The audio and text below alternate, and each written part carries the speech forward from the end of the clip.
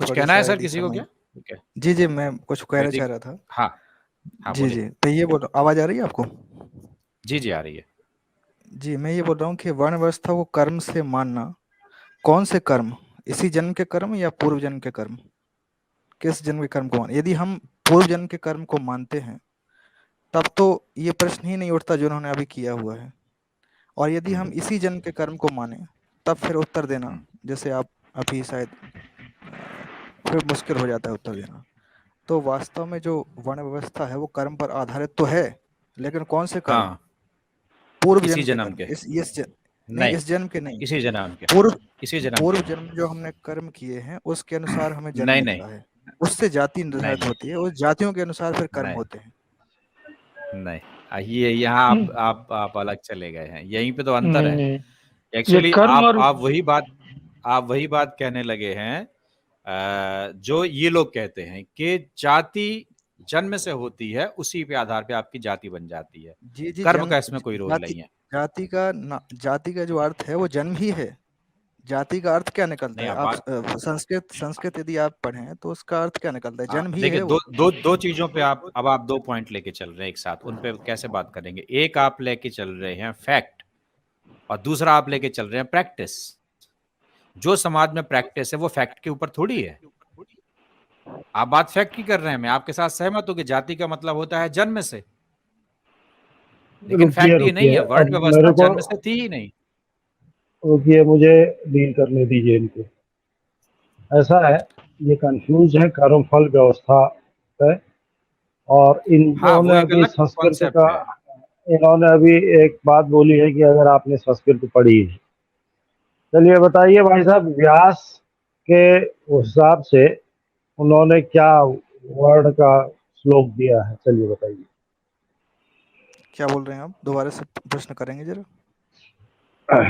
वादरायण व्यास ने जी। हमारे वर्ण व्यवस्था को किस तरीके से परिभाषित किया है? व्यासदेव जी का तो भगवत गीता मैंने पढ़ी है, तो भगवत गीता के अनुसार ही हम अरे, बता सकते हैं। महाभारत भी पढ़ी है, महाभारत के अनुसार भी। अब श्लोक तो वो मैं नहीं तो बता उसी का पाऊंगा। पार्ट है। चलिए अब सुन लीजिए, नहीं बता पाएंगे तो संस्कृत का रेफरेंस मत दीजिए। जी, जन्म जायते शूद्रम है, जी, क्या उच्यते? उसको संस्कारेण द्विज उच्यते। जी, यानी कि जन्म से सब कोई शूद्र है, और संस्कार जो है उसको क्या करता है, उसका वर्गीकरण करता है। जी। तो ये ब्रह्म, श्लोक जो है मनुस्मृति हाँ, का है ये। वेद पाठी भवति, एक सेकेंड, वेद पाठी भवति विप्र ब्रह्म ज्ञानम ब्राह्मणम, ये हाँ है इसका श्लोक। इस हाँ, स्कंद तो पुराण से है, ये स्कंद पुराण से। हाँ, तो जो है ये जो होता है, जो भी हमारा वर्ण होता है, वो होता था गुरुकुल में। हम किसको क्या पढ़ते हैं और हमने क्या अपना प्रोफेशन बनाया। और आप जो सोच रहे हैं या कह रहे हैं उसमें थोड़ा सा आप कंफ्यूज हैं। वो है कर्मफल कंफ्यूज्ड है। व्यवस्था कि अगर, हम्म, हाँ, अगर पिछले जन्म के कर्म अच्छे हैं तो आपको जो है अच्छे घर में मतलब जहाँ धन धान्य से भरपूर और उच्च वर्ग है, उन वहाँ आप जन्म लेंगे, ठीक है ना? ये अच्छा है इसमें उसका। एक और देखिए, चीज भी है। ये जो आपने कर्म फल, सुनिए सुनिए सुनिए, इसको ज्यादा जी, लंबा ना खींचे क्योंकि हम विषय से भटक रहे हैं, ये किसी और दिन भी हम बात कर सकते हैं। संक्षिप्त में समझिए, दोनों व्यवस्थाएं अलग हैं। जो आप कह रहे हैं वो अलग है। कर्म फल के आधार पर आपका जन्म किस योनि में होगा और उसमें भी किस स्थिति में होगा वो उस पर निर्भर करता है। यहाँ पर जो बात हो रही है वर्ण व्यवस्था की, वो ये है कि जब एक मनुष्य का जन्म होता है तो वो अज्ञानी होता है, उसको किसी प्रकार का ज्ञान नहीं होता है। वो जब जन्म लेने के बाद फिर शिक्षा ग्रहण करता है तो फिर उसके अंदर ज्ञान आता है और फिर धीरे धीरे अनुभव आता है। उसी आधार पर फिर वो अपने वर्ण का चयन करता है, वर्ण करता है। यही वर्ण व्यवस्था है। अगर उसने पूरी एजुकेशन प्राप्त कर ली, जो एजुकेशन सिस्टम में है, वेदों तक की पूरी एजुकेशन, तो वो ब्राह्मण होगा, विप्र होगा। वो एक्चुअली में विप्र होगा, वो ज्ञानी कहलाएगा। और अगर उसने ब्रह्म का भी ज्ञान प्राप्त कर लिया तो वो ब्राह्मण होगा। लेकिन अगर वहां तक ना पहुंचा, वहां से एक सीढ़ी नीचे रहा, तो वो क्षत्रिय रहेगा। उसको संपूर्ण ज्ञान नहीं होता है, हमारे ग्रंथों का कुछ कम रह जाता है। उससे फिर नीचे आता है वैश्य, उसको और कम ज्ञान होता है। और शूद्र को जो पूरा पढ़ने गया है लेकिन अध्ययन कर ही नहीं पाया है, पहले ही वो फेल होके, मतलब पहली दूसरी क्लास में ही फेल होके वापस आ गया, उसके बस का नहीं है पढ़ना। जब उसके पास कोई ज्ञान ही नहीं होगा, वो कुछ कर ही नहीं पाएगा, किसी चीज का ट्रेनिंग ही नहीं है, नॉलेज ही नहीं है, तो अल्टीमेटली वो लेबर ही बनेगा। वो फिर शूद्र कहलाता है, क्योंकि उसके पास कोई ज्ञान नहीं है। यही वर्ण व्यवस्था है पूरी की पूरी। सर उसको जरा 2 आप मिनट दूसरी तरह देंगे? से ले गए, दूसरे कॉन्टेक्स्ट में। केवल जी 2 मिनट देंगे सर? देखिए, देखिए आप जो बात कह रहे हैं, या तो आपने अध्ययन ठीक से किया नहीं है, या फिर आप छुपा रहे हैं, ठीक है? रही अभी जो श्लोक आपने कोट किया है कि भाई जन्म ना जायते शूद्र, वो श्लोक है मनुस्मृति का। मनुस्मृति का आपको ठीक-ठीक से अध्ययन करना पड़ेगा, वो ठीक है? कहाँ पर है? मनुस्मृति का श्लोक है वो वो, ठीक है? बताएं कौन सा, बताएं जरा, मनुस्मृति में कहाँ पर है? अभी मेरे पास मनुस्मृति नहीं है, लेकिन मैं नहीं नहीं, आपको आप रेफरेंस दीजिए, पेश नहीं आप नहीं प्लीज रेफरेंस दीजिए, रेफरेंस रेफरेंस दीजिए, फिर बात करें आगे। अगर ठीक आपने है, चूंकि 1 इतनी मिनट, बड़ी बात 1 कह दी कि या तो मैं छिपा रहा हूँ मिनट। या मुझे पता नहीं, तो फिर आप रेफरेंस दे दीजिए मुझे, मैं देखूं कहाँ पर है। देखिए सर, पहली बात तो ये है कि मैं बहुत बड़ा विद्वान नहीं हूँ, लेकिन मैंने काफ़ी सारे जो गुरु बनाए हैं और काफ़ी शिक्षा ली है सनातन धर्म की, तो मुझे थोड़ी बहुत ज्ञान है, थोड़ी बहुत अनुभव है, वही मैं आपके साथ साझा करना चाहूँगा। तो अभी आपने मैं जो मैं आपको मैं आपको 1 सेकंड के लिए रोक रहा हूँ। आपके माइक में कुछ इशू है, आपके साउंड में हवा की आवाज़ आ रही है, मतलब एयर की, जैसे फुस-फुस की आवाज़ जो है ना, वो डिस्टर्ब कर रही है अ, थोड़ा-सा, या तो आप बहुत ज़्यादा नज़दीक हैं। आवाज़ अब साफ आ ठीक रही है, है आपको? बेहतर बेहतर बेहतर। जी, जी, ठीक है, ठीक है। ठीक है, तो मैंने जो अभी कहा है वो समझ में आ गया आपको? जो मैंने अभी कहा है वो हाँ, सुनाई हाँ, दिया था? बिल्कुल। देखिए, ठीक है, बिल्कुल, धन्यवाद। बिल्कुल ठीक है। और जी। मैं आपकी बात को मैं भी रिपीट करूँगा कि यहाँ पर कोई भी क्लेम नहीं कर सकता कि वो बहुत बड़ा ज्ञानी या विद्वान है। हम सभी कुछ ना कुछ किसी विषय में पारंगत हो सकते हैं, लेकिन हमें सभी विषयों की जानकारी हो, ऐसा कोई क्लेम नहीं कर सकता। अगर कोई क्लेम कर रहा है, तो मेरा ख्याल है वो अहंकारी है या वो मूर्ख है। जी, तो हम सभी ये थोड़ा-थोड़ा आपकी ज्ञान रखते हैं, हुँ, और हमारा प्लेटफ़ॉर्म इस बात के लिए हमेशा ओपन रहता है कि जो हमें नहीं पता, अगर आपको पता है, तो हम उसको एक्सेप्ट भी करते हैं। So please go ji. Ahead. जी, आपकी ये महानता है, ये आपकी उदारता है कि आप विचारों को सुनने के लिए मतलब समय दे रहे हैं और सुन रहे हैं। ठीक है, अभी जो प्रश्न ये उठ रहा था कि वर्ण व्यवस्था कर्म आधारित है या जन्म आधारित? तो आपने प्रमाण माँगा था कि मनुस्मृति में कहाँ, किस तरीके से, वो जो श्लोक एक आया था, जन्म ना जायते शूद्रः, तो वो उस पे चर्चा हो रही थी कि जन्म से सब शूद्र होते हैं, कर्म से फिर जो है वर्ण व्यवस्था बनती है। कर्म से ही वर्ण व्यवस्था है। लेकिन जो पुराने जन्म के जो पिछला जो जन्म है, पिछले जो हमारे अनेकों जन्म हो गए हैं, उनमें हमने जो-जो कर्म किए हैं, उसके अनुसार हमें यहाँ जन्म मिलता है। अभी रही बात इसकी कि भई ये श्लोक कहाँ का है, तो वो श्लोक वास्तव में मनुस्मृति का मुझे नहीं दिखाई देता है। मैंने अभी पूरी संस्कृत में मेरे पास मनुस्मृति नहीं है। लेकिन जो है थोड़ी बहुत यहाँ-वहाँ से इंग्लिश में या ऐसे करके जो इंग्लिश वर्ज़न है या उसका जो पीडीएफ है, देखने पे ऐसा समझ में आता है कि एक श्लोक यदि आप देखें 2.172, तो उसमें ये लिखा हुआ है कि जब तक जो है व्यक्ति वेदों को नहीं पढ़ लेता, तब तक वो शूद्र ही है।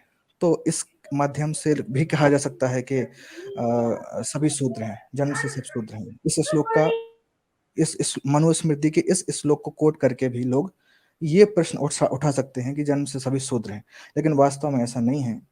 हमने जो गुरुओं से अध्ययन किया हुआ है या जो भी हमारे गुरु हैं, उन्होंने जो बताया हुआ है वो यही है कि वास्तव में कर्म पर आधारित ही है वर्ण व्यवस्था, लेकिन वर्ण व्यवस्था हम नहीं बनाते हैं या हम स्वयं अपना वर्ण नहीं बनाते हैं। भगवान कृष्ण भगवत गीता में ये कहा हुआ है कि चातुर्वर्ण्यं मया सृष्टम गुण कर्म विभागशः। चार जो वर्ण हैं वो मैंने बनाए हैं। उन्होंने ये नहीं कहा कि तुम अपना-अपना वर्ण बना लिया करो। हैं? जो भी तुम्हारा कर्म हो उसके अनुसार अपना वर्ण बना लिया करो। भगवान ने कहा है कि मैंने बना दिए हैं और गुण और कर्म के अनुसार बना दिए हैं। जो आपने पिछले जन्म में कर्म किए हैं उस अनुसार आपको एक वर्ण में जन्म मिलेगा, उसके अनुसार आपको कर्म करने पड़ेंगे। ये भगवान की इच्छा है, ये पूरा भगवत गीता में यही उपदेश भगवान कर रहे हैं और अंत में भगवान ये भी अच्छा, अब इसका एक उदाहरण मनुस्मृति का यदि 1 कोई मिनट, व्यक्ति वो 1 मिनट सर, 1 मिनट थोड़ा रुक जाएँ। आपने जो जी, भगवद गीता का उदाहरण दिया है आधा श्लोक पढ़ा है। कि हाँ, उसमें जो भगवान कहते हैं कि चारों वर्ण मैंने बनाए हैं, ये ठीक है, वो कहते हैं। लेकिन गुण कर्म के हिसाब से आपको उसमें स्थान मिलेगा, ये भी ठीक है। लेकिन आप जन्म से ही उसमें रहेंगे, ये कहाँ पे लिखा है उसमें? ये कौन-सा श्लोक है? जी, आप सुनिए। ये कौन-सा अ, है? इसका जी, कौन-सा है? देखिए, हर एक बात जो है हुँ, स्पष्ट तरीके से जो है, अब भगवद गीता छोटा शास्त्र है, उसमें 700 ही श्लोक हैं। तो हर एक बात जो है उसको डीपली नहीं बताया जा सकता, क्योंकि भगवान ने वर्ण व्यवस्था के ऊपर ये ग्रंथ नहीं रचा है, ये गीता नहीं सुनाई है। अभी हम महाभारत का यदि अध्ययन करें, तो महाभारत हुँ। में भी एक प्रश्न उठा था, जब 1 मिनट सर, 1 मिनट। जब प्लीज़, प्लीज़ रुकते चलें। आपका शायद कुछ मोड चेंज हो गया, मेरी वॉइस रिवर्ट होके आती है आपकी ओर से, पता नहीं क्यों? उसका ध्यान रखिएगा, है ना? मैं ये कह रहा हूँ कि आपने चूँकि कोट भगवद गीता को किया और उसमें कहा कि भगवान कृष्ण कहते हैं कि आपका जन्म जो है वो आपके पूर्व जन्मों के कर्म के आधार पे रहेगा, और अभी आप कह रहे हैं कि हर जगह उसका रेफरेंस नहीं मिलता या वो सब पॉसिबल नहीं है कि वहाँ मिल जाए। अब आप महाभारत का उदाहरण देना चाहते हैं, तो पहले इस चीज़ को एक्सेप्ट करिए कि भगवद गीता में भगवान कृष्ण ने ऐसा नहीं कहा है कि आपका जो जन्म है वो पूर्व जन्म के आधार पर किस वर्ण में होगा ये तय होगा, ये नहीं है फिर। या तो फिर हाँ, उसका ऐसा प्रमाण ऐसा दीजिए, है। जी, ऐसा या स्पष्ट तो रूप फिर से इसका नहीं प्रमाण कहा। दीजिए। स्पष्ट मैं अगर एक वैदिक बात स्पष्ट नहीं गीता है सर, वैदिक मैं गीता एक बात कहूँगा। एक-एक सर, एक-एक पहले मिनट सर, आप उस श्लोक प्लीज़। को कंप्लीट करिए। हाँ, प्लीज़ एक-एक वो एक-एक करके। मैं वो नहीं चाहता श्लोक कि आपका हमारी आधा वॉइस है। ओ हाँ, सर न आपका मैं वॉइस श्लोक वैदिक आधा ओवरलैप भाव ना है, हो। पूरा करिए। जी जी सर वैदिक भाई से एक प्लीज़ बात रिक्वेस्ट है। बोलूंगा कि सर, वर्ण जो सर है 1 ये मिनट सर। कर्म का डिवीजन था, वर्क का डिवीजन है, ये इंसान का डिवीजन नहीं था। वर्ण जो सर है डिवाइड किया गया है कर्म का। आप किस प्रोफेशन में हैं उसको वर्ण किया गया है, वो इंसान का वर्ण नहीं है। इंसान उस वर्ण को सर चुनेगा। सर हाँ प्लीज़ जी सर, सर प्लीज़ सर, जी जी प्लीज़ सर। हम उस प्रश्न का उत्तर दें जो सामने हो। अभी ये प्रश्न नहीं आया है, उसको रहने देते हैं। जो बात चल रही है धीरे-धीरे आगे बढ़ाते हैं, क्योंकि मैं चाहता हूँ कि हम अगर एक अच्छी डिस्कशन में हैं तो कहीं एक तरीके से आगे बढ़ें। उन्होंने क्लेम किया कि भगवद गीता में ये कहा गया है और एक श्लोक पढ़ा उन्होंने और उसका अर्थ बताया कि भगवान ने कहा है कि चारों वर्ण मेरे द्वारा निर्धारित हैं, और आप और हर एक वर्ण के गुण और कर्म बताए हैं कि इस आधार पे आप इस वर्ण में आते हैं। फिर उन्होंने कहा उसमें लिखा है कि आपका जो जन्म होता है वो आपके पिछले जन्म के कर्मों के आधार पे होता है। ये बताइए कहाँ पर है? क्योंकि ये जनरली लोग ऐसे ही प्रश्न करते हैं और फिर उसका प्रमाण नहीं दे पाते हैं, तो वहाँ पे चीज़ फिर ठीक नहीं रहती है। मेरा ख्याल है हम आपस में ही चर्चा कर रहे हैं, या तो आप एक्सेप्ट करें इस जी। चीज़ को कि उसमें नहीं है ये, कहीं और रेफ़रेंस है तो हम फिर वहाँ चलते हैं। देखिए, इस चीज़ को हम 2 तरीके से समझेंगे। या तो एक हुँ, तरीका ये है कि हमें स्पष्ट प्रमाण मिल जाए, भगवद गीता में ही मिल जाए या अन्य शास्त्रों में मिल जाए, ठीक है? और दूसरा तरीका हुँ, ये है कि इस व्यवस्था के विपरीत जो आप बात कह रहे हैं कि अपना-अपना कर्म के अनुसार अपना-अपना वर्ण डिसाइड कर ले, ठीक है? हुँ, या तो उसका प्रमाण मिल जाए। अच्छा, हुँ, अब यदि जो आपने बात कही है कि अपने-अपने हुँ, कर्म के अनुसार व्यक्ति अपना वर्ण डिसाइड कर ले, यदि वो बात शास्त्रों में कहीं नहीं मिल रही है, तो इस बात से यह स्पष्ट हो जाएगा कि जो भगवान ने हुँ, बात कही है, प्रथम जो बात है, क्योंकि 2 ही बातें होंगी, या तो ट्रू होगा या फ़ॉल्स होगा, ठीक है? तो यदि फ़ॉल्स नहीं है तो ट्रू मानना पड़ेगा, ठीक है? उस अनुसार यदि हम महाभारत का अध्ययन करें, अन्य शास्त्रों का अध्ययन करें, तो कहीं भी ऐसा आपको 1-2 एक्सेप्शनल केस मिलेंगे, वो एक्सेप्शनल केस का अलग जस्टिफिकेशन है। लेकिन अन्य जगह कहीं भी ऐसा कोई भी व्यक्ति नहीं कर रहा है कि उसने अपने कर्म के अनुसार अपना वर्ण डिसाइड कर लिया, या कोई संस्था बनी हो उस समय, शास्त्रों में कोई ऐसी आप संस्था का दूसरी जगह वर्णन चले हो। गए सर। सर आप दूसरी जगह चले गए। हम बात कर रहे हैं धर्म ग्रंथों में क्या लिखा है और आप इतिहास पे चले गए।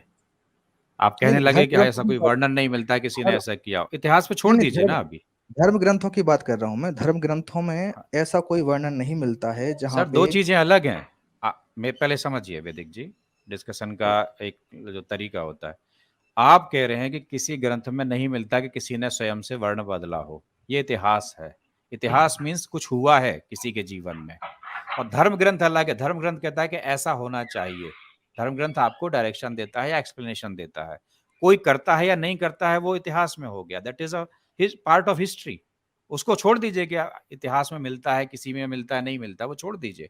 पहले तो हम इसको प्रूव करें ना कि ग्रंथों में लिखा क्या है कि आपका वर्ण जन्म से डिसाइड होगा पूर्व कर्मों के आधार पर, या वर्तमान में आपकी जो शिक्षा होगी उसके आधार पे आपका वर्ण माना जाएगा। भाई हमें हमारा डिसीजन तो इस बात पे, हमारा तो जो डिस्कशन हो रहा है वो इस बात पे हो रहा है, तो पहले इस पे हम जी चर्चा करें। आप ये जी पॉइंट जी लेकर आए थे कि वर्ण जन्म से होते हैं पूर्व कर्मों के आधार पर, वो आपको प्रूव जी करना है। भगवत गीता से आपको उदाहरण नहीं मिल रहा है, चलिए कोई बात नहीं, नहीं है उसमें, जी एक्सेप्टेड, ठीक है। जी चारों जी वर्ण भगवान ने डिसाइड किए हैं, उनके गुण कर्म भी डिसाइड करके रखे हैं कि आप अगर इस टाइप का कर्म करेंगे और आपके ये गुण होंगे तो आप इस वर्ण के व्यक्ति माने जाएंगे। आपका अगर जी गुण इस प्रकार का और कर्म ऐसे होंगे तो आप फलाने वाले वर्ण के व्यक्ति माने जाएंगे। ये तो कोई प्रॉब्लम नहीं इसमें, ठीक है, सही एक्सप्लेन किया है। अब बात आती है कि जन्म से पूर्व कर्मों के आधार पर आपका वर्ण डिसाइड होगा, आप महाभारत में से कहीं बताने वाले हैं, जी। देखिए, बता। मैंने महाभारत का अध्ययन किया है, ऐसे मैंने उस ग्रंथ को रट के नहीं रखा है कि मैं यहाँ श्लोक कोट कर दूं, क्योंकि महाभारत में बहुत सारे श्लोक हैं। अभी उस पर्टिकुलर श्लोक को यहाँ कोट करना मैं कर सकता हूँ, लेकिन अभी नहीं कर सकता। मुझे दोबारा से पूरी महाभारत को फिर से रेफर करना पड़ेगा उस श्लोक को केवल पर्टिकुलर छांटने के लिए। लेकिन मैं प्रसंगों के माध्यम से, हम संदर्भों के माध्यम से यहाँ स्पष्ट कर सकते हैं कि बात ऐसी ही है जो मैं कह रहा हूँ। नहीं सर, अच्छा। नहीं, रुक जाइए, नहीं सर, रुकिए सर, हम इस तरह की चर्चा में नहीं जाना चाहते। जब हम एक इतने बड़े पॉइंट को डिस्कस कर रहे हैं जिसपे सनातनी तो छोड़िए, जो गैर सनातनी वो सबसे ज्यादा हमला करते हैं इस बात को लेके, और ये नवबौद्ध का मेन पॉइंट ही यही है कि आप झूठ बोलते हैं कि आप कर्म के आधार पर वर्ण बदल सकते हैं, आपने जन्म से तय कर रखे हैं, और आप कह रहे हैं हम उसको सिर्फ रेफरेंस के बेसिस पे हम उस पर डिसाइड कर लेंगे। सर नहीं करेंगे सर, बिल्कुल नहीं करेंगे। अगर आप इतने बड़े पॉइंट पे डिस्कशन करना चाहते हैं तो मेरी आपसे रिक्वेस्ट है, आप जिस दिन कहेंगे उस दिन हम इस पे डिस्कस कर लेंगे, लेकिन आप रेफरेंस लेकर आइए। महाभारत का वो कौन सा श्लोक है जो आपको ये बताता है कि आपके पूर्व जन्म कर्मों के आधार पर आपका वर्ण तय होगा? वर्ण तय होगा, ये आप किस योनि में जन्म लेंगे वो बात हम नहीं कर रहे हैं, आपने कहा वर्ण तय होगा पूर्व जन्म के कर्मों के आधार पर। वो रेफरेंस लेकर आइएगा, और मेरा मेल ले लीजिए, आप मेल आईडी में आपको दे देता हूं, आप मुझे मेल करिएगा कि आपको रेफरेंस मिल गया है। हम बाकायदा सिर्फ आपके साथ डिस्कशन रख लेंगे, 1 घंटा 2 घंटा 4 घंटे का, कोई इशू नहीं है। बट हम गलत डिस्कसन आगे नहीं बढ़ाना चाहते, बिल्कुल भी चलिए नहीं। चलिए, रुकिए रुकिए। अभी ये जो श्लोक है भगवत गीता का, ये जो चतुर्वर्ण्यम मया सृष्टम गुण कर्म विभाग सह, इसका इसका यदि आप अर्थ इस तरीके से निकालें कि कर्म के, इस जन्म के कर्म के अनुसार वर्ण व्यक्ति डिसाइड, वर्ण जो है निर्धारित होंगे, तो निर्धारित कौन करेगा? अब प्रश्न ये उठेगा कि निर्धारित कौन करेगा? क्या हर एक व्यक्ति अपना अपना वर्ण निर्धारित करना शुरू कर दे, या कोई संस्था बने? कौन कौन बनाएगा, कौन निर्धारित करेगा? लेकिन भगवान ने चूंकि ये कहा है कि मया सृष्टम, मैंने बनाए हैं, तो ठीक यहाँ है, जो कर्म की बात कही गई है, या तो दो ठीक है, ही बात हो सकती है, तो पिछले जन्म के कर्म या इस जन्म के कर्म। यदि इस जन्म के कर्म को हम लेते हैं तो एक तार्किक बुद्धि ये कहती है कि यदि हम इस जन्म के, इस जो जन्म है उसके कर्म के अनुसार वर्ण डिसाइड करने लगेंगे, तो एक माता जो है, यदि एक माता है, वो तो कितने सारे कर्म करती है प्रतिदिन। वो बच्चे की लैट्रिन भी साफ करती है, और पूजा पाठ भी करती है, और अन्य भी क्रियाकलाप वो करती है। तो उसके कितने सारे वर्ण डिसाइड, उसके तो एक दिन में 4 वर्ण हो जाएंगे, ठीक है। अच्छा, अब रही बात, आपने एक प्रश्न उठा दिया कि वो लोग ऐसा कहते हैं, वो लोग वैसा कहते हैं। देखिए, जो सत्य है वो सत्य रहेगा, कोई कुछ भी कहता रहे। और दूसरी बात ये है कि आप जो सनातन धर्म को बचाने के लिए निकले हैं, सनातन धर्म को बचाने के लिए या उसका संवर्धन करने के लिए भगवान स्वयं बैठे हुए हैं, ठीक है। भगवान स्वयं जब चाहेंगे तो वो करेंगे, हम आप माध्यम है, ठीक है, अपना प्रयास कर रहे हैं, अच्छी बात है। नहीं, आपसे किसने कहा कि हम बचाने निकले? हमने तो नहीं कहा सर कभी कि हम बचाने निकले, हम ऐसा कोई दावा नहीं करते। ठीक है, मतलब ये शब्द को मत पकड़िए, मेरे भाव को पकड़िए। नहीं नहीं सर, पकड़ना पड़ेगा। आप समझते नहीं है, आपके इसी बोलने के क्लिप को काट के लगाया जाएगा 30 सेकंड की, जहां आप ये कह रहे होंगे मेरे चैनल पे कि आप आर्यपुत्र जी आप तो सनातन को बचाने निकले। मैं बिल्कुल नहीं निकला हूं, सनातन को बचाने की हमारी क्या हैसियत है जो हम सनातन को बचाने निकलेंगे? सनातन एटर्निटी से चला आया है और चला आता रहेगा। जो दुनिया भर में आतंक मचा के तलवार की जोर पे कबूल करवा चुके हैं, भारत में आज 600-700 साल राज करके भी नहीं करवा पाए। सनातन अपने आप में बहुत मजबूत है, उसको कोई नहीं डिगा सकता। मैं तो कुछ भी नहीं हूं जो कहूं कि बचाने निकला हूं। मैं यहाँ जो करता हूं, मैं क्लियर कर दूं मैं यहाँ क्या करता हूं। लोगों को सनातन के बारे में जानकारी नहीं है। मेरा प्रयास है उनको सही जानकारी देना, ग्रंथों में क्या लिखा है, उनकी भ्रांतियां दूर करना। मैं ये काम करता हूँ। मैं बचाने नहीं निकला हूँ। मेरी हैसियत नहीं है कि मैं सनातन को बचाऊं। कोई नहीं बचा सकता। किसी भी जी, इंसान क्षमा की कीजिए। हैसियत नहीं है एक दो की कि वो सनातन को बचाएगा। प्लीज गलत स्टेटमेंट ना दें। ठीक है, क्षमा कीजिए, इस स्टेटमेंट को आप वापस मुझे लेता हूँ मौका मैं। देंगे थोड़ा सा इनसे बात जी सर, करने आप का? जी प्लीज आप ले लें। हाँ, ऐसा है वैदिक जी, एक तो आपने श्लोक बोला आधा, ठीक है, आपको पूरा श्लोक याद नहीं है। और दूसरी बात ये है, आप जिस चीज को रिलेट कर रहे हैं वो रिलेशन गलत है। उसको देखिए, हम सब किसी न किसी स्टेज पर सीखते हैं। कोई पेट से पढ़ के नहीं आया है, हम सब यहीं पढ़ते हैं, यहीं सीखते हैं। तो जो ये कहा गया है कि चातुर्वर्णम मया सृष्टा, तो इसका कहना, उनका कहना यह है कि मैंने गुण कर्म यानी कि व्यक्ति के कर्म और गुणों के आधार पर ये जो है ये रचना की है। उन्होंने ये थोड़े कहा है कि एक व्यक्ति जो है पहले जन्म में ब्राह्मण घर में था, वो जो है गुरुकुल चलाता था, तो अब अगले जन्म में भी वो ब्राह्मण ही रहेगा, और वो गुरुकुल ही चलाएगा। अगर उसके जो कर्म जो है, इसमें पूर्व जन्म के कर्म केवल उसको ये दे सकते हैं कि वो एक बेहतर जगह पैदा हुए और बेहतर योनि में पैदा हुए। लेकिन वो जो है जो कुछ भी इधर करेगा, उसको जो संस्कार मिलेंगे, संस्कारित होएगा वो जिस हिसाब से, वो चीज बनेगा। उसमें उन्होंने ये नहीं कह रखा है, आप उसको गलत इंटरप्रेट कर रहे हैं। इसको बुरा मत मानिए आप, है ना। देखिए, हो सकता है कुछ चीजें आप हमें सिखा जाए और कुछ चीजें आप हमसे सीख ले, ठीक है। जी आपको अगर श्लोक पूरा याद नहीं है तो मैं आपको सुना दे रहा हूँ। चातुर्वर्ण्यम मया सृष्टम गुणकर्म विभाग स तस्य कर्तारमपि माँ विद्य कर्तारम, है ना। ये है पूरा का पूरा श्लोक। तो इसलिए आप बहुत दूर दूर चले जा रहे हो, उतना दूर दूर जाने की आवश्यकता नहीं है। सर, मैं ये एक छोटा सा हमेशा एग्जांपल होगा। देना चाहता हूँ। एक छोटा सा हाँ एग्जांपल दीजिए, दे रहा हूँ मैं।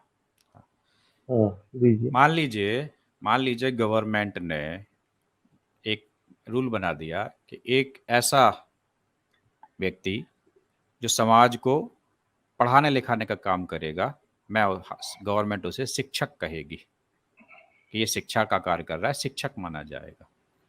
एक ऐसा व्यक्ति जो समाज में लोगों का इलाज करेगा, उसे डॉक्टर कहा जाएगा। एक ऐसा व्यक्ति जो यंत्रों का निर्माण करेगा, बनाएगा, उसे इंजीनियर कहा जाएगा। 3 ही पोस्ट ले लेते हैं, बहुत है, एग्जाम्पल तो हजारों हैं। अब ये वर्ण निर्धारित कर दिए गए हैं 3। मान लीजिए ये वर्ण है 3, एक शिक्षक है, एक वैद्य या डॉक्टर है और एक इंजीनियर है। और इनके गुण और कर्म भी बता दिए गए कि इनके गुण ये होंगे, वैद्य का ये गुण होगा, ये कर्म होंगे, और ये डिसाइड के ये कर्म इनके होंगे, ये माने जाएंगे। अब समाज में एक व्यक्ति शिक्षण ग्रहण करता है, शिक्षा ग्रहण करता है, और वो अपने आप को इतना शिक्षित कर लेता है कि वो यंत्र बनाने के लायक काबिल हो जाता है। जब वो समाज में यंत्र बनाने का कार्य करता है तो दूसरे कहते हैं भाई ये तो इंजीनियर है, क्योंकि ये तो यंत्र बनाता है। वो कहे नहीं, मैं तो डॉक्टर हूं, आप झूठ बोल रहे हो, तो लोग हंसेंगे, क्योंकि एक्चुअली वो कार्य क्या कर रहा है, इंजीनियर का, तो वो इंजीनियर के वर्ण में ही माना जाएगा। इसी तरह से जो समाज को शिक्षा देने का कार्य कर रहा होगा, वो कुछ भी कहे कि मैं डॉक्टर हूं या इंजीनियर हूं, लोग उसे शिक्षक ही मानेंगे। और इसी तरह से डॉक्टर का उदाहरण है। जब बात यहां आती है कि भगवान कृष्ण कहते हैं कि मैंने 4 वर्ण बता दिए हैं, मतलब मैंने ये जो संसार रचा है, इसमें जो लोग कार्य करेंगे उनको 4 भागों में मैंने बांट दिया है। एक वो जो ज्ञान का कार्य करेंगे, मैं उन्हें ब्राह्मण कहता हूं, उनके मैंने लक्षण बता दिए, उनके गुण कर्म बता दिए। एक वो जो रक्षण का कार्य करेंगे, मैंने उन्हें क्षत्रिय कह दिया और उनके गुण कर्म ऐसे होंगे। एक वर्ग वो होगा जो व्यवसाय वगैरह करेंगे, उनके गुण कर्म होंगे, उन्हें वैश्य कहा जाएगा। और चौथा शूद्र। अब समाज में जो नया व्यक्ति बच्चा जन्म लेता है, वो अपनी शिक्षा ग्रहण करता है और करते करते वो जहां भी पहुंच जाता है, जिस प्रकार का कार्य करने लगता है, समाज उस व्यक्ति को उसी वर्ण का भागी मानती है। वो यदि इतना अध्ययन कर चुका है कि वो दूसरों को पढ़ाने लायक हो गया, तो वो ब्राह्मण कहलाएगा। यदि वो क्षेत्र रक्षण में निकल गया, उसने सिर्फ वही सीखा है, तो वो क्षत्रिय कहलाएगा। इसी तरह से वैश्य, यदि वो कुछ भी नहीं कर पाया, उसके पास कोई विद्या नहीं, कोई ज्ञान नहीं, वो सिर्फ श्रम कर सकता है क्योंकि उसके पास कुछ और है ही नहीं करने को, तो वो शूद्र कहलाएगा। अब यहां पे आप कह रहे हैं कि कौन निर्धारित करेगा कि किस वर्ण में जाओगे? किसी को निर्धारित थोड़ी करना है।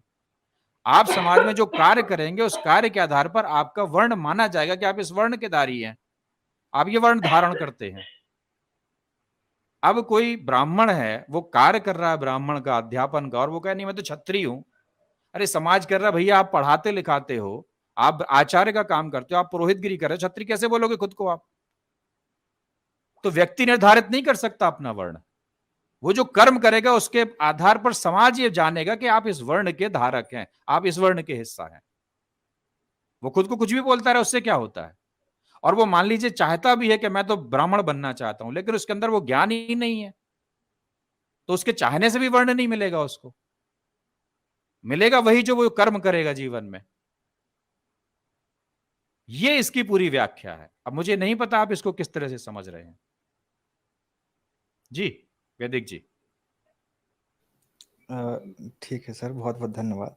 आपने जो बात कही है, और गर्ग सॉरी अल्पज्ञ जी ने जो बात कही है वो भी ठीक ही है अपनी जगह, लेकिन आपकी ये बात से मैं सहमत नहीं हूँ।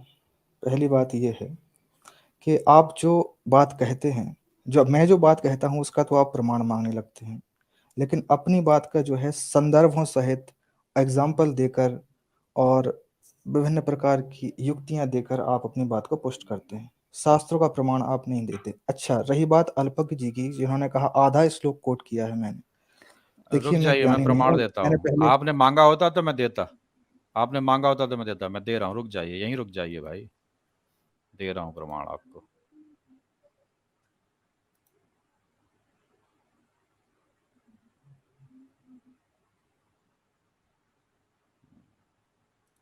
एक मिनट, मैंने वो तो निकाल के रखा है आज की स्ट्रीम के लिए, आज ही तैयार किया है प्रमाण, जाएगा कहाँ?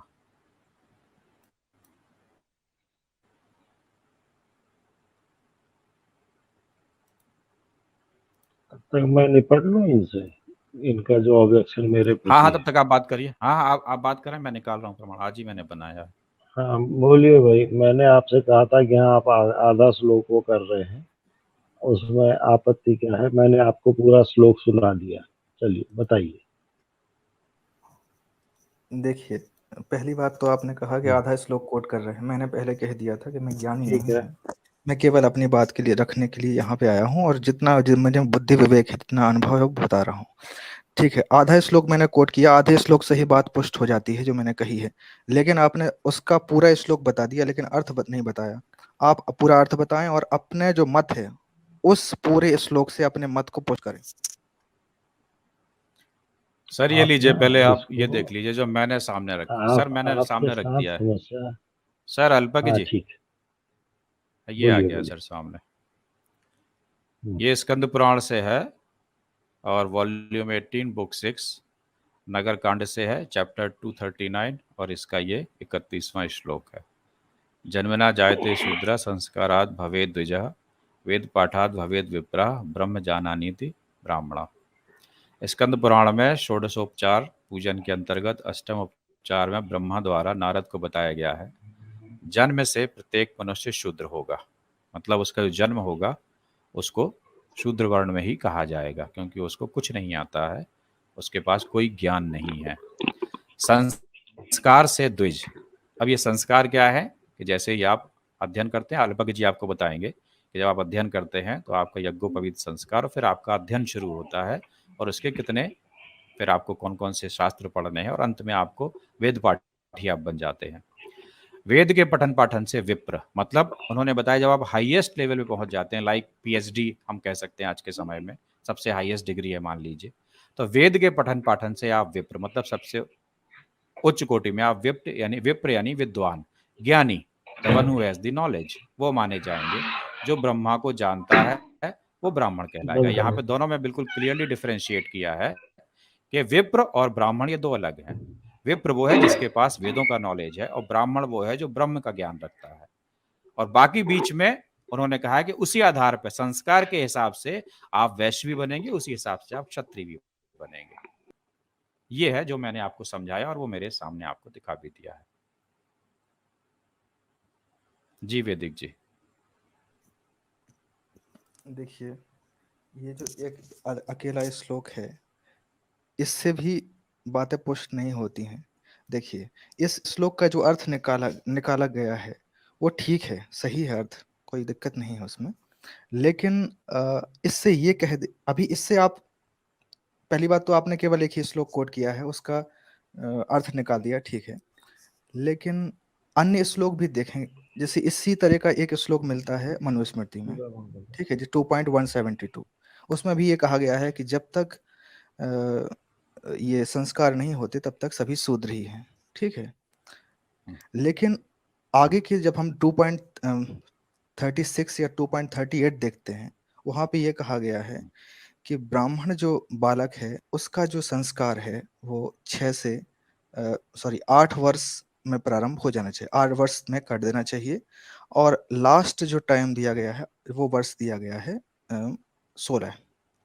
क्षत्रियों का जो है संस्कार जो है वो 11 वर्ष में होगा, उपनयन संस्कार, याज्ञोपवीत संस्कार। और अंतिम जो वर्ष, मतलब डेडलाइन जो है वो है 22। इस तरीके से वैश्यों का भी बताया गया है, ठीक है।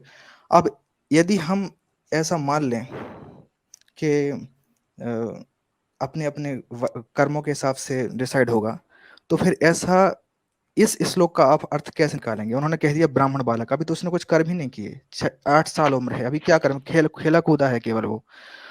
तो केवल वो ब्राह्मण कुल में जन्म हुआ, और उसलिए उस बालक का जो संस्कार है वो 8 वर्ष आपको में पता है होगा। मनुस्मृतियां कितनी हैं सर? कितनी मनुस्मृतियां हैं मालूम है आपको? जानकारी है सर? मनुस्मृतियां कितनी भी हों, लेकिन ये जो 2 श्लोक मैंने बताए हैं, 3 श्लोक जो भी हैं, ये सर हर एक अब मनुस्मृति में ये आपको ये तो मिलेंगे। कोई जवाब नहीं हुआ सर। नहीं वैदिक जी, ये जवाब तो नहीं हुआ ना कि कितनी भी हो उससे क्या फर्क पड़ता है। अगर नहीं, वर्जन्स कितने भी हो मनुस्मृति, सकते हैं, किसी कहीं पे नहीं एक वर्जन श्लोक कम नहीं, होगा, कहीं पे हाँ क्यों, ऐसा क्यों? ऐसा क्यों होना क्योंकि चाहिए कहीं पे एक श्लोक कम और कहीं पे नहीं एक नहीं, श्लोक क्योंकि ज्यादा? जो मनुष्य है वो उसमें त्रुटियां हैं, वो त्रुटियां करता है। हम्म इसलिए हम्म, जब से इतना समय बीत गया है, मनु महाराज कब आए थे? लाखों वर्ष बीत हाँ चुके हैं, ठीक है। इतना जब समय हाँ गुजर जाएगा हम्म, तो, और ये अभी कलयुग चल रहा है, हम लोग सतयुग या त्रेता युग में नहीं है, ठीक है। हम्म, तो हमें हम्म। त्रुटियां हो जाएंगी, वर्जन्स बनेंगे उसके, ठीक है। तो इसलिए नहीं एक आप दो त्रुटि श्लोक का ऊपर मतलब नीचे हो जाएंगे, बताएं। लेकिन त्रुटि का हमें मतलब, संदर्भ में देखना है कि वो क्या बात अरे कर सर रही है। आप बात भी सुनिए ना। ठीक है, आपका पॉइंट समझ में आ गया। मैं ये कह रहा हूँ त्रुटि का मतलब क्या है, कि कुछ जोड़ा गया कुछ घटाया गया, यही मतलब है त्रुटि का, या कुछ और मतलब है आपके हिसाब से?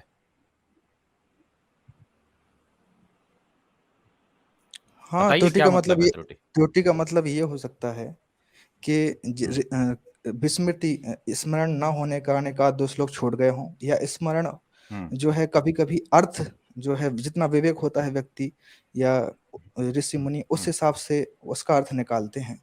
तो वैसे उन्होंने जैसे अब अपने शिष्य को बताते रहे हैं वो, क्योंकि ये श्रुति परंपरा रही है, हम्म, यहाँ पे कोई ऐसा लिख के डॉक्यूमेंटेशन नहीं रहा है।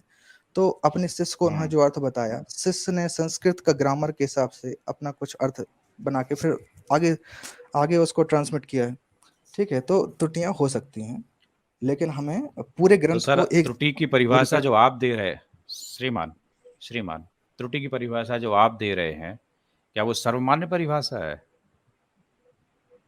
इसका क्या प्रमाण आप दे सकते हैं कि कुछ जो उसमें, मतलब एक ओरिजिनल मनुस्मृति थी, मान लीजिए उसमें 1000 श्लोक थे, तो कुछ लोगों ने 98 लिखे, 2 भुला दिए, और किसी ने 102 कर दिया, 2 सॉरी किसी ने 98 लिखे, किसी ने 96 लिखे, किसी ने 2 कम कर दिए, किसी ने 4 कम कर दिए। तो इस तरह से हेर फेर से है। ये तो आप तय कर रहे हैं ना कि त्रुटि का मतलब सिर्फ विस्मरण कर देना, किसी को पूरे याद है, किसी को कम याद है। मेरी नज़र में त्रुटि का मतलब ये भी है कि जो उसका हिस्सा नहीं थे वो भी जोड़ दिए गए। ये संभव नहीं है क्या? अगर जी कोई जी, आदमी ये भी विस्मृत कर सकता है, संभव है, संभव जी। ये गुरु कोई जी विस्मृत बहुत कर बढ़िया, सकता मैं है, एक बात नहीं बढ़िया भी बोलूं, जोड़ चीज है। सकता है उसमें। मैं एक बात बोलूं। पहली बात, मनुस्मृति धर्म ग्रंथ का हिस्सा नहीं है, जी सर। ये जान लीजिए। और मनुस्मृति का सर सर 50 सर वर्षन सर है। वो ठीक है, एक हम मिनट, बहुत, हाँ बोले। हाँ आप कौन सा ऑथेंटिक है, कैसे प्रूव मैं ये कीजिएगा, कह रहा पहले हूँ कि बताइए।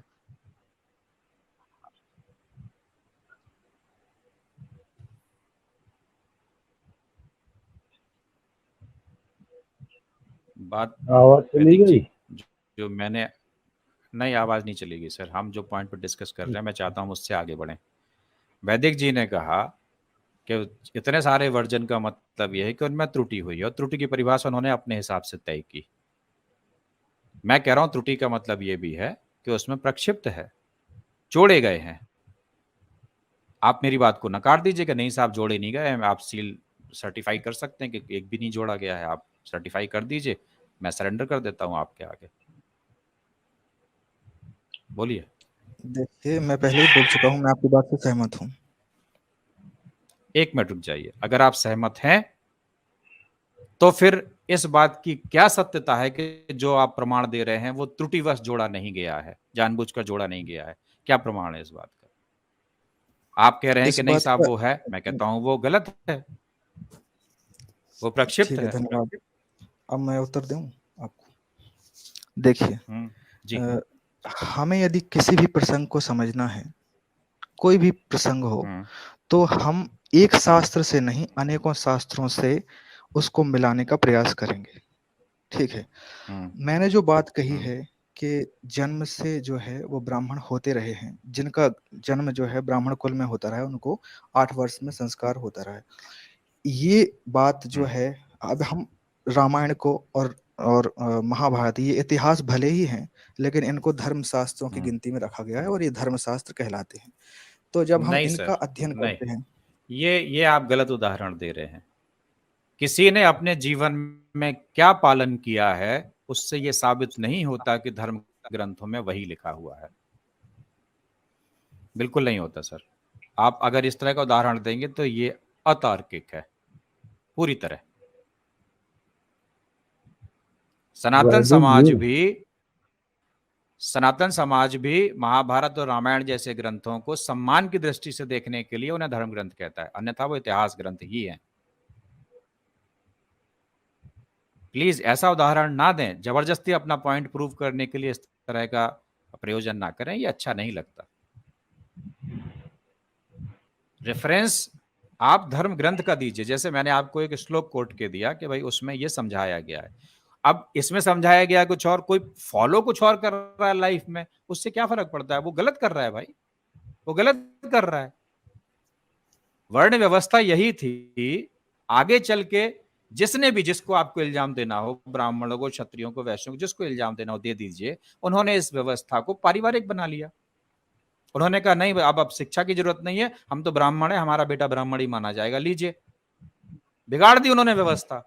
क्षत्रिय ने कहा नहीं मेरा बेटा तो क्षत्रिय माना जाएगा, कोई जरूरत नहीं उसको पढ़ के आने की, वो तो माना जाएगा जन्म से। धीरे धीरे परंपराएं ऐसे ही पड़ी हैं और व्यवस्थाएं ऐसे ही बिगड़ी हैं। इसके लिए आप धर्मशास्त्र को कैसे दोष दे सकते हैं? किसने क्या किया उसके उदाहरण ना दीजिए, कहां क्या लिखा है ग्रंथों में निर्देश के तौर पर या समझाने के लिए, एक्सप्लेन करने के तौर पे उनका उदाहरण दीजिए प्लीज, आपसे मैं निवेदन करता हूं। देखिए जी, बहुत बहुत धन्यवाद। अभी आप 2 पॉइंट आपने रखे हैं, उनको सुन लीजिए, वैदिक उनका जी उत्तर सुन लीजिए। जाइएगा मत, वैदिक जी जाइएगा मत, नहीं ऐसा नहीं है। नहीं नहीं नहीं, कहीं थोड़ी सा सुनिए, मैं अपनी बात रख लूं, उसके बाद आप बात करें तो अच्छा रहेगा। जरूर देखिए, जरूर। आपने 2 बातें कही हैं। पहली तो आपने कही है कि प्रमाणिक कहाँ है, मैंने जो श्लोक बताए हैं वो प्रमाणिक कहाँ है, और आपने जो श्लोक कह दिए हैं, आपने जो श्लोक पीपीटी में दिखा दिए, उसको आपने बता दिया कि वह प्रमाणिक है। भाई, आपको उस पे भी प्रश्न चिन्ह उठ सकता है, पहली बात। दूसरी बात ये है कि आपने कहा है कि नहीं नहीं भाई सर, ऐसा व्यक्ति ने नहीं, क्या, आप प्रश्न उठाइए दूसरी ना बात मुझे रखने सर। दीजिए, फिर उसके बाद मैंने आपको स्कंद पुराण का प्रमाण सुन, नहीं नहीं, आप गलत तर्क देंगे तो सर कैसे, क्या मतलब है उस चीज का? आप कह रहे हो उस पर सवाल उठ सकता है तो उठा लीजिए ना, आपको कौन रोक रहा है? मैंने रोका कि मेरे पे उस पर सवाल मत उठाइए। पहले भी आपने कहा कि आपने प्रमाण नहीं दिखाए, आप बोलिए तो मैंने आपने बोला, मैंने दिखा दिया। आप सवाल चलिए, उठाइए। स्कंद स्कंद पुराण के कितने मैंने वर्जन है आपको आपको पता स्कंद है? पुराण से लिया। स्कंद पुराण के कितने वर्जन है आपको पता है? जी, स्कंद पुराण, जैसे आपने मुझे नहीं पता। मनुस्मृति की बात की थी कि कितने वर्जन्स हैं, है ना, हम्म, कितने उसके हम्म। मतलब कि कितनी सारी मनुस्मृतियां हैं। इसी आप प्रकार स्कंद पुराण आप सर कितने सारे साबित आपको कर पता है? दीजिए। आप अच्छा, साबित अब मैं करेंगे हर एक प्रक्षिप्त बात है, मैं बात मान नहीं, जाऊंगा। देखिए देखिए क्या नाम, आर्य आर्य जी, ऐसा है कि हम्म। हर एक बातों को हम जो है प्रमाण, थोड़ी सा अपना विवेक का इस्तेमाल और थोड़ी सा शांत चित्त करना होके, पड़ेगा सर, करना पड़ेगा। हाँ जब इतनी बड़ी ठीक है, वार्ता करेंगे तो प्रमाण करना अच्छा पड़ेगा। चलिए वही पॉइंट में रखता हूँ सुन लीजिए, आप जिस मनुस्मृति का उदाहरण देंगे, अगर मैं उसे प्रक्षिप्त साबित कर पाया तो आपको मानना होगा, नहीं कर पाया तो मैं आपकी बात मानूंगा। आपने स्कंद पुराण पे प्रश्न उठाया, आप उसे प्रक्षिप्त साबित करिए, मैं आपकी बात मान लूंगा। नहीं कर पाएंगे तो आपको मेरी बात माननी होगी। ये नियम मैंने है, मैंने जो, मैं ठीक है, इससे भाग मैंने नहीं जो रहा दो हूं, श्लोक, आप मानिए इस नियम को। चलिए चलिए ठीक है, आपने, मैंने जो दो श्लोक बताए थे, आप बताइए कि वो जो कि कौन सी मनुस्मृति में नहीं है, पहली बात। दूसरी बात आपने ये कही थी कि नहीं, मनुस्मृति में व्यक्तियों का होना और प्रक्षिप्त उदाहरण, होना दो अलग बातें हैं सर, इस तरह से मत लीजिए बात को। मैंने ये नहीं कहा कि मनुस्मृति में नहीं होंगे, मैंने कहा प्रक्षिप्त हैं और इसके ऊपर काम किया जा चुका है, मनुस्मृति को शुद्ध किया गया है। तो आप ये मत कहिए कि मैंने मना करा कि नहीं है, मैंने कहा होंगे लेकिन प्रक्षिप्त होंगे, मैंने ये कहा है सर। ठीक है। मिसकोट मत करिए मुझे प्लीज। तो ये जो श्लोक है आपने जो बताया है, यदि मैं कहूं कि वो भी होगा लेकिन प्रक्षिप्त होगा, यदि उसी तर्क से मैं बढ़ूं, तो कभी तो आप, इस विवाद का अंत होगा ही हाँ नहीं, कभी तर्क बढ़ते रहेंगे। लेकिन बिल्कुल आपने ये जो बात कह दी है ना, आपने ये जो बात कह दी है कि सर, प्रमाण करना हम होगा व्यक्तियों ना। एक मिनट, थोड़ी सा मुझे बोलने तो दीजिए आप। जी बिल्कुल, बोलिए सर, आप ही बोलिए। देखिए, आपने एक जो बात कही है ना कि व्यक्तियों का चरित्र प्रमाण नहीं होगा, व्यक्ति क्या कर रहा है वो प्रमाण नहीं होगा। तो रामायण और जो हम्म, महाभारत जो ग्रंथ में जितने भी चरित्र आए हैं, या उन्होंने जो हम्म, कर्म किए हुए हैं, या जो भी उन्होंने अपना हम्म, व्यवहार किया हुआ है, उसको यदि हम प्रमाण नहीं हम्म, मानेंगे, तो हर एक व्यक्ति हम्म, शास्त्रों का अपने अपने अनुसार अर्थ निकालता रहेगा।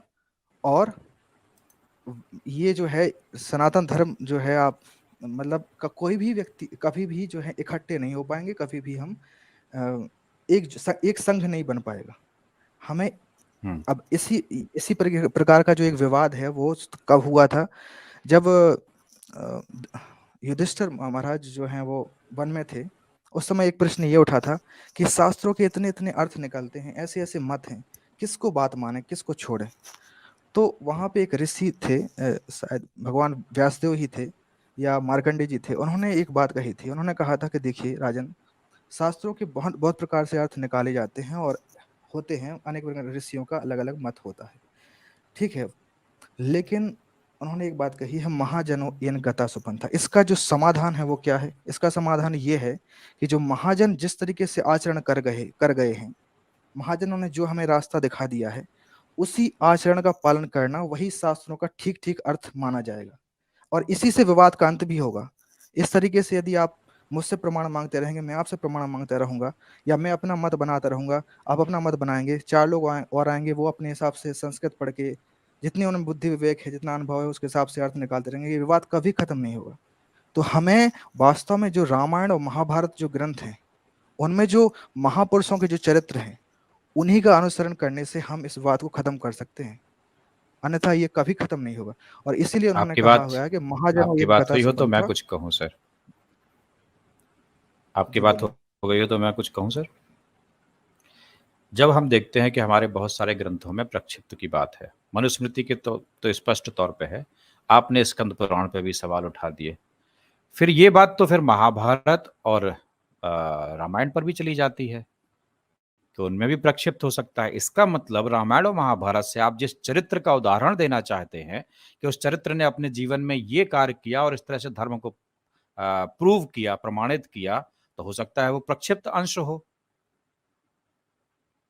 फिर यही तो मैं कह रहा हूं कि जब तक हम प्रक्षिप्त चीजों पे क्लैरिटी नहीं लाएंगे, तब तक हम सही क्या है गलत क्या है ये कैसे बात रखेंगे कि आप जिस चरित्र का उदाहरण दे रहे हैं वो बिल्कुल सही है, प्रक्षिप्त नहीं है उसका अंश, ये कैसे निर्धारित होगा?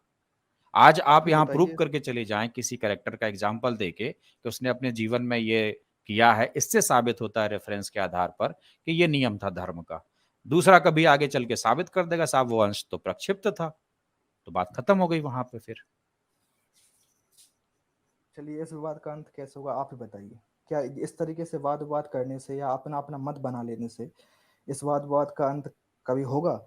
मैं इसका अंत एक नहीं, प्रकार से हो सकता मैंने अपने चैनल पर, मैं आपकी बात आपका उत्तर दे दूं, मैं जो आपने कहा पहले पूछा था, मैं इसका उत्तर नहीं दिया था। मैं बता दूं, मैंने अपने चैनल पर इस बात को रखा है।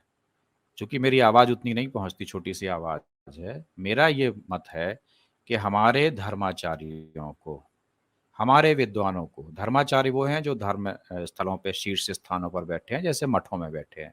हमारे विद्वान वो हैं जो संस्कृत के प्रकांड विद्वान हैं, जिन्होंने धार्मिक ग्रंथों का अध्ययन किया है, लेकिन वो गृहस्थ जीवन में है, सामान्य जीवन में है। ऐसे लोगों की एक कमेटी बननी चाहिए। इन्हें निर्धारित करना चाहिए क्या प्रक्षिप्त है, क्या ओरिजिनल है, और उसके आधार पर क्या सही माना जाए। हम और आपकी इतनी हैसियत नहीं है कि हम तय कर सके क्या सही क्या गलत है। वैदिक जी से जो विमर्श चल रहा है वो ये है कि उन्होंने कहा फिर वैदिक जी सर, वैदिक जी सर आपको देता हूं मैं, मुझे 2 मिनट का एक समय मिनट दीजिए, मैं रुकिए, आपकी बात को एक मिनट रुकिए। जो बात चल रही है उसमें जैसे वैदिक जी ने प्रश्न किया, तो फिर हम कैसे तय करेंगे एक रूपता सनातन एक कैसे होगा, एक मत पे कैसे आएगा, उसका मैंने उत्तर दिया उनको। मेरा ख्याल है वैदिक जी इस मत से, मेरे उत्तर से संतुष्ट हैं, या उनका अपना मत है वो रख लें, फिर आप लोगों की बात हो जाएगी। जी वैदिक जी, जो मैंने आपको बताया कि धर्माचार्यों देखिए, को, विद्वानों को एक साथ आना होगा, तभी ये चीज संभव है। हमारे आपके बस की बात नहीं है, मेरा आपने ये बहुत मत अच्छी है। बात अब आप की बताएं क्या है। कहें। जी, आपने बहुत अच्छी बात की है, मैं आपकी बात से सहमत हूँ। लेकिन फिर एक प्रश्न ये उठेगा कि कौन डिसाइड करेगा? तो ये क्योंकि कमेटी कौन बनाएगा? ठीक है, वहाँ पे भी झगड़ा होगा, कौन कमेटी बनाएगा? हमें क्यों नहीं? वो कैसे आ गए वहाँ पे? तो इसका जो समाधान है शंकराचार्य स्वयं करके गए हैं, जिन्होंने सनातन धर्म का पुनरुद्धार किया है इस धरती पर, इस भारतवर्ष पर। उन्होंने ही इस समस्या का समाधान करके चले गए हैं, और उन्होंने 4 पीठों की स्थापना कर दी है, 4 शंकराचार्य की नियुक्ति कर दी है, और आज भी जो है उसी परंपरा में वो ज्ञान चला आ रहा है, गुरु परंपरा में वो ज्ञान चला आ रहा है। और मैं जो बात यहाँ पे कह रहा हूँ, मैंने जो भी बात कही है यहाँ पे, मैं हमारे जो क्षेत्र है, हमारे क्षेत्र के जो शंकराचार्य हैं वो पुरी पीठ के शंकराचार्य हैं, जगन्नाथपुरी के। तो उनकी जो बात है वही बात मैं यहाँ पे मतलब यहाँ पे रखी है। ठीक है, तो मैं तो अपने शंकराचार्य को फॉलो कर रहा हूँ, और हमारा जो क्षेत्र है वो, यदि हमारे शंकराचार्य को, हमारे जो क्षेत्र के जो आदि शंकराचार्य ने जो स्थापित 4 मठ कर दिए हैं, उसके जो अभी स्थापित शंकराचार्य हैं उनकी यदि बात मानेगा तो ये विवाद नहीं होगा। और अपने अपने क्षेत्रों के शंकराचार्य की बात यदि मानेंगे तो कभी भी विवाद नहीं होगा।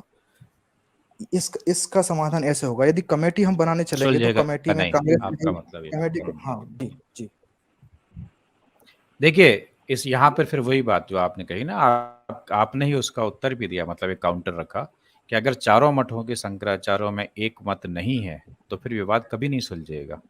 तो एक मत होना चाहिए, मैं वही कह रहा हूँ, अगर चारों मठों के शंकराचार्यों का एक ही सनातन है तो फिर उसमें एक मत होना चाहिए, भिन्नता की बात ही नहीं है वहां पे, फिर भिन्नता की बात ही नहीं है। वहां पे अगर कोई भिन्नता चारों नहीं है, मठों वहां के पे शंकराचार्य एक ही सनातन को फॉलो करें, मैं वही कह रहा हूं ना कि अगर वो सब एक साथ हैं तो इस चीज को रखा, फिर वही तो मैं वही तो कह रहा हूं कि अगर वो हैं तो इस चीज को रखें ना, कि भाई हम ये इस नहीं, बात को करते हैं कि वो ये तो रामायण का आखिरी वर्जन है, ये फाइनल बात वर्जन है, ये इतने है, श्लोक हैं, इनका ये मतलब है, ये महाभारत है, ये वेद है, ये पुराण है, और ये स्थिति है। क्लियर हो इस चीज में? सर मैं वही तो बताने का प्रयास कर रहा हूँ आपको। ये जो चारों मठ के शंकराचार्य हैं उनमें 98 कोई मतभेद नहीं है, मतभेद केवल 1-2% में है। और हम जो वाद विवाद कर रहे नहीं हैं इनका सर, इसका उनके पास, सर वो ही तो, सर ये तो आपका तर्क नहीं बनता। ये इतना बड़ा समाज, और आप कहते हैं कि 98% एक मत को मान के फाइनल माना जाए, वो 2% ही सबसे बड़ी समस्या खड़ी करता है। 100% मतलब 100%, एक रूपता मतलब एक रूपता, सर उसमें तो sir sir decimal sir percentage का आप भी अंतर नहीं होना चाहिए ना। सतयुग में नहीं है सर, हम लोग सतयुग में नहीं है, आपको ये बात समझनी चाहिए। आइडियल सिचुएशन कभी नहीं होती है।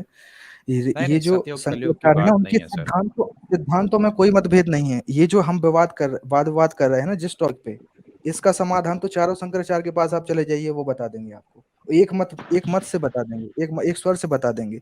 लेकिन समस्या ये है कि हम लोग जो है शंकराचार्यों को स्वयं ही नहीं सुनना चाहते। तो अगर सर एक बस यहाँ 1 मिनट सर रुक जाए, सर 1 मिनट, सर 1 मिनट रुक जाए। अब आप कह रहे हैं कि हम जिस विषय पे प्रारंभ हमने किया था कि वर्ण व्यवस्था जन्म से होती है, पिछले जन्म के कर्मों के आधार पर होती है, वर्तमान जन्म के कर्म के आधार पर जैसा मेरा मत है वैसी नहीं होती। और ये बात आप कह रहे हैं ये कि पुरी के शंकराचार्य जो हैं उनके द्वारा ये आपको ज्ञान प्राप्त हुआ है। और आप ये भी कह रहे हैं कि इस मुद्दे पे चारों मठ के स्वामी जो हमारे शंकराचार्य वो एक मत हैं। अगर आप इस बात को बिल्कुल कह रहे हैं, सर्टिफाई कर रहे हैं और अच्छे जोर दे के कह रहे हैं, तो फिर हमारे ग्रंथों में अगर दूसरी परिभाषाएं हैं तो किसी ने आज तक इसको डिबंक क्यों नहीं किया कि भाई ये गलत लिखा है ग्रंथों में, ये मत मानो? क्यों नहीं किया फिर? उनको तो सारे जी ग्रंथ इसका याद उत्तर हैं, वो तो जिंदगी भर ग्रंथ जी ही तो इसका पढ़ते हैं, उत्तर उनको तो सब याद जी है। इसका उत्तर ये है कि उसके बाद भी हम्म, जो भी आचार्य हुए हैं, चाहे मध्वाचार्य हों या निम्बार्काचार्य हों या विष्णु स्वामी हों या रामानुजाचार्य हों, जितने भी आचार्य हुए हैं सभी ने उस मत का समर्थन किया है। केवल मत जो है वेदांत जो है केवल वहां वाद विवाद है। बाकी तो सभी लोग एक स्वर से कहते हैं कि जो भी मतलब जो उपासना कांड है या फिर जो कर्म कांड है, वेदों का जितना भी सेक्शन है भाई उस आर्यपुत्र जी, आज क्या सारा शास्त्र आज ही हो जाएगा या कुछ बाकी भी रहेगा? ये तो वेदांत और पता नहीं कहाँ कहाँ पहुंच गए आप लोग हैं। एक पे स्टिक करिए जहाँ पे सर आप एक चल काम रहे थे। करते हैं सर, ट्यूसडे को हाँ, वैदिक जी, जरा इनको, वैदिक जी, हाँ, इनको जरा सा मैं एक दो चीज वो सर कर दूं, ट्यूसडे को रखते हैं। फिर ट्यूसडे को आप रखिए।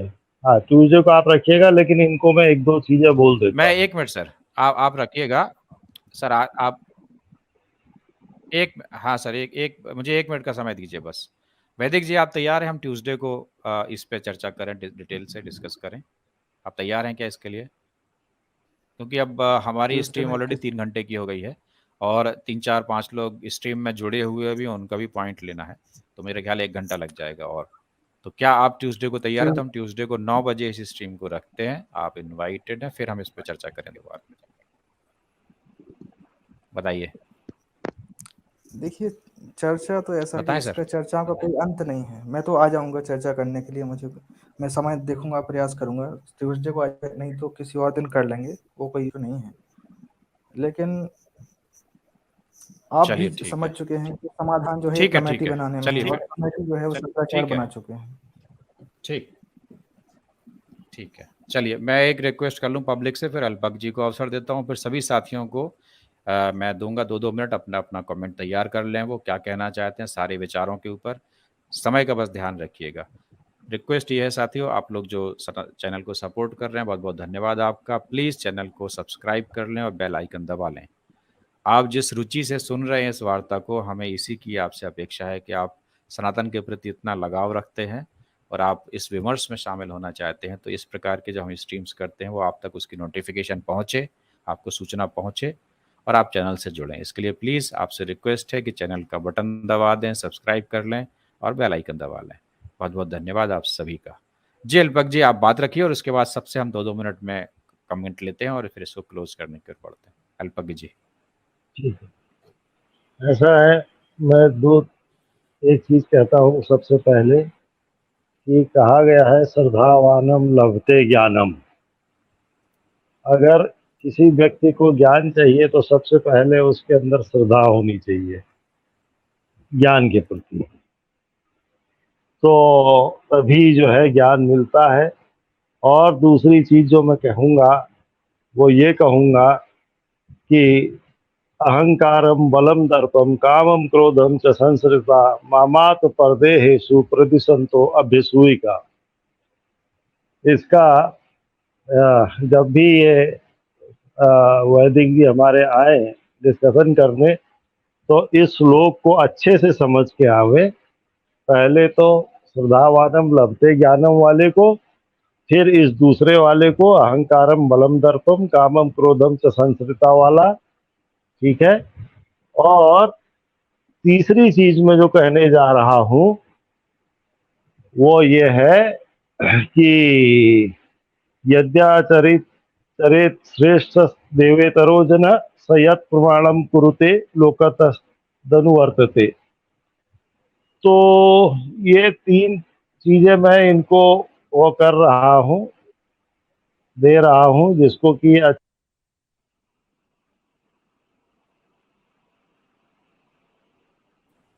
सर आपकी आवाज चली गई अल्पज्ञ जी, हम आपको सुन नहीं पाए सर, लेकिन आपका ये स्टेटमेंट आ गया कि आपने जो 2 श्लोक दिए हैं वो वैदिक जी नेक्स्ट टाइम उसके बारे में हाँ, कुछ कहेंगे। हेलो, जी आवाज जी आ रही है? अब आ गई सर दोबारा मैंने से। हाँ, मैंने ऐसा है, मैंने 3 चीजें बोली है। पहला बोला है श्रद्धावानम लभते ज्ञानम, ठीक। दूसरा मैंने जो है बोला है अहंकारम बलम दर्पम कामम क्रोधम से संसृता वाला श्लोक। और तीसरा मैंने बोला है यद्याचरित श्रेष्ठ देवेतरो जन स यत् प्रमाणम कुरुते लोकस्तदनुवर्तते। ये 3 चीजों को जरूर अच्छे से समझ के आवे तो डिस्कशन में आसानी होगी। असल में हमारे वैदिक जी के साथ एक समस्या हो रही है, इनका जो वो है ईगो, वो आड़े आ जा रहा है डिस्कशन में। नहीं सर सर, ईगो को मैं एक किनारे चाहता हूँ रखिए। इस नहीं तरह नहीं का नहीं सर सर, सर मैं इस बारे में ऐसा बात नहीं कह ऐसा ना सकता। बोले, ऐसा ना बोलिए सर, कोई जरूरी और नहीं है, इसलिए ठीक है, उनका मत है। नहीं, इसलिए इतनी देर से मैं सुना हूँ और जो भी बातें हुई हैं उसका जो कंक्लूजन निकला है वो यही निकला है। और मैं ये कहूँगा, अभी जैसे इन्होंने कहा कि आपने जो है वो श्लोक बताया लेकिन उसका अर्थ नहीं बताया, मैंने अर्थ भी बताया, इन्होंने नहीं ध्यान दिया, तो वो इनकी प्रॉब्लम है। जिसके लिए ये कह रहे थे कि चातुर्वर्ण्य माया सृष्टा वाले में आपने जो है पूरा श्लोक वो किया लेकिन उसका अर्थ नहीं बताया। अर्थ तो यही है भाई कि ब्राह्मण क्षत्रिय वैश्य और शूद्र इन चारों वर्णों का जो है वो क्या है, समूह गुण और कर्मों के विभाग पूर्वक मेरे द्वारा रचे गए हैं। भगवान कृष्ण वहां पे ये कह रहे हैं। इस प्रकार वो सृष्टि रचनादि कर्म का कर्ता होने पर भी मुझ अविनाशी परमेश्वर को तो वास्तव में अकर्ता ही जान। ठीक है, ये इम्पोर्टेंट चीज क्या है, इम्पोर्टेंट इसमें ये है कि वो ये कह रहे हैं कि मैं अविनाशी परमेश्वर हूँ लेकिन फिर भी तुम मेरे को जो है अकर्ता ही जानो, कर्म मैं नहीं करता हूँ, कर्म तुम करोगे, है ना। तो ठीक सर, ये चीजें हैं, इनको ध्यान दें। और मैंने पहले ही कहा कि हो सकता है हम आपसे काफी कुछ सीखेंगे और हो सकता है आप हमसे काफी कुछ सीखेंगे, लेकिन उसके लिए आपको खुले दिल से वो होना पड़ेगा